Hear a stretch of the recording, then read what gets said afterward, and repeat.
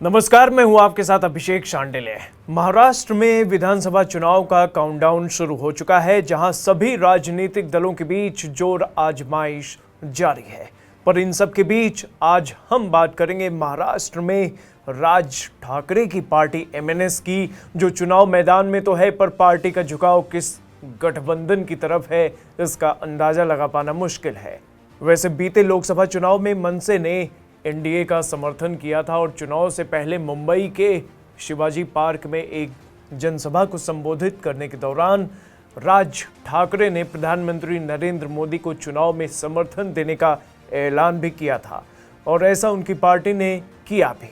लेकिन उसके ठीक 6 महीने के बाद हो रहे विधानसभा चुनाव में मनसे की स्थिति अभी स्पष्ट नहीं है, जहां पूरे महाराष्ट्र में उसने 100 के करीब उम्मीदवार उतार दिए हैं।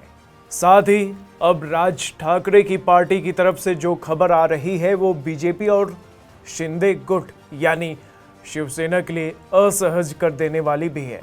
दरअसल एमएनएस विधानसभा चुनाव तो लड़ रही है, पर साथ ही उसने बीजेपी और शिंदे शिवसेना गुट के खिलाफ मुंबई में अपने उम्मीदवार भी उतार दिए हैं, जहां वो मुंबई की 36 सीटों में से 25 पर चुनाव लड़ रही है, जिसमें उसने 22 सीटों पर बीजेपी और शिंदे गुट के खिलाफ उम्मीदवार उतारे हैं।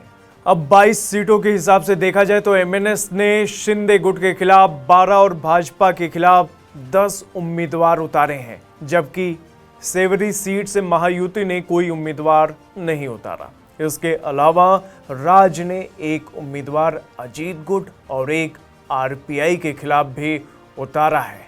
पर इन खबरों के बीच एक खबर ये भी है कि राज ठाकरे ने शहर की बची हुई सीटों पर अपना प्रत्याशी नहीं उतारने का फैसला किया है, जिसमें वो सीटें शामिल हैं जहां से बीजेपी के हाई प्रोफाइल नेता चुनाव लड़ रहे हैं।